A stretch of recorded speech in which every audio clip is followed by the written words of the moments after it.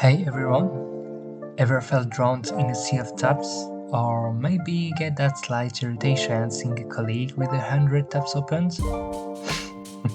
Yep, that's me on the irritating.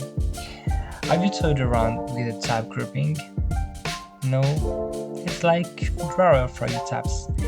Feels like the UX is straight out of IKEA.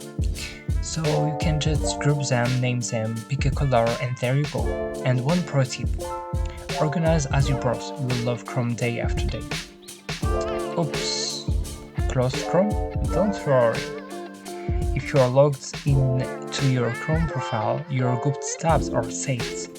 Just make sure you don't delete that history. But wait, there's more. Want a foolproof way to save your groups? Go to this URL, Chrome Flags, in Chrome, search for tab group save and activate it. Restart Chrome and voila, a new tool in your arsenal. Check it out, simple right click and there's your tabs group saved as favorites. A game changer for multi-project jugglers. Devs, testers and BAs.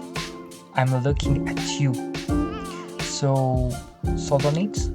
Give it a whirl and let me know your thoughts. Thanks for tuning in and have an awesome day.